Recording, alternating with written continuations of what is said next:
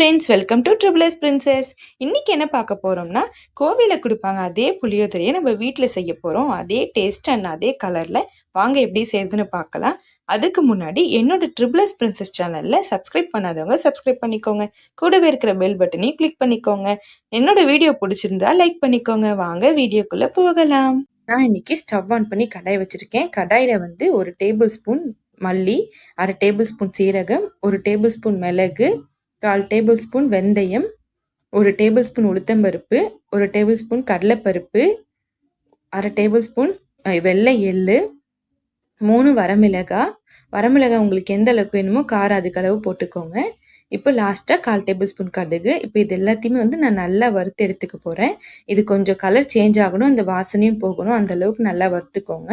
வறுத்து எடுத்துட்டு இதை ஆற வச்சு நல்லா நைஸாக பொடி பண்ணிக்கோங்க. அதுக்கப்புறமா நான் ஸ்டவ் ஆன் பண்ணி எண்ணெய் ஊற்றிருக்கேன். எண்ணெய் நல்லா சூடானதுக்கப்புறமா கொஞ்சமாக வேர்க்கடலை எடுத்திருக்கேன். வேர்க்கடலை போட்டு அதில் நல்லா வறுத்து எடுத்துக்கோங்க. வேர்க்கடலை வறுத்துருச்சு. இப்போ நம்ம எடுத்துடலாம். இதே எண்ணெயில் நான் மறுபடியும் 1/4 டேபிள் ஸ்பூன் கடுகு போட்டிருக்கேன். கடுகு நல்லா பொரிஞ்சதுக்கு அப்புறமா ஒரு டேபிள் ஸ்பூன் கடலைப்பருப்பு நல்லா வறுத்து எடுத்ததுக்கப்புறம் நான் 2 வரமிளகா போட்டிருக்கேன். நெக்ஸ்ட்டு 10 பல்லு பூண்டு எடுத்திருக்கேன். அதுவும் நம்ம இதிலேயே போட்டு நல்லா வறுத்துக்கலாம். பூண்டு நல்லா வறுப்படணும். அதுக்கப்புறமா இதெல்லாமே வறுத்ததுக்கப்புறமா நான் பெருங்காயத்தூள் நான் கொஞ்சமாக போட்டுக்கிறேன்.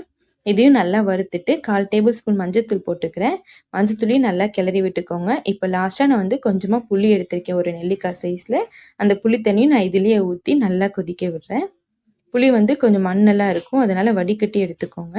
இப்போ புளி நான் ஊற்றிட்டு நல்லா மிக்ஸ் பண்ணி விட்டுட்டு ஒரு 5 மினிட்ஸ் நல்லா மூடி போட போகிறேன். தேவையான அளவு உப்பு போட்டுக்கோங்க. ஒரு 5 நிமிஷம் கழிச்சு நான் எடுத்து பார்க்குறேன். நம்ம புளி பாருங்கள் எவ்வளோ சூப்பராக தொக்கு நல்லா ரெடி ஆயிடுச்சு. இப்போ இந்த ஸ்டேஜில் வந்து நான் அரைச்சி வச்சுருக்கிற பவுட்ரை நான் 1 டேபிள் ஸ்பூன் போட்டுக்கிறேன். உங்களுக்கு எந்த அளவுக்கு வேணுமோ அந்த அளவுக்கு கெட்டியாக போட்டுக்கோங்க. இப்போ 1 டேபிள் ஸ்பூன் பவுட்ரு போட்டு அதையும் நான் நல்லா மிக்ஸ் பண்ணிக்கிறேன். நல்லா மிக்ஸ் பண்ணிவிட்டு இப்போ வந்து இதில் சுடு சாதம் செஞ்சு வச்சுருக்கிற சாதத்தை போட்டு நல்லா கிளறி விட்டுக்கலாம். சாப்பாடு வந்து உதிரி உதிராக இருக்கணும், கொஞ்சம் குழஞ்சிடக்கூடாது. அந்த அளவுக்கு நல்லா கிளறி விட்டுக்கோங்க. லாஸ்ட்டாக வந்து சாப்பாடுலேயே நான் வந்து 1 டேபிள் ஸ்பூன் அரைச்சி வச்ச பவுட்ரை மறுபடியும் 1 டேபிள் ஸ்பூன் போட்டுக்க போகிறேன். அப்போ வந்து இன்னும் நம்மளுக்கு டேஸ்ட்டு கொடுக்கும். அதுக்காக நல்லா கிளறி விடுங்க. இப்போ சூடாக போடுறதுனால அது நல்லா மிக்ஸ் ஆகி நம்மளுக்கு இன்னமும் டேஸ்ட்டாகவும் இருக்கும். இதை வந்து நல்லா கிளறி விட்டுக்கலாம். இப்போ நம்மளுக்கு சாப்பாடு நல்லா சூப்பராக ரெடி ஆயிடுச்சு.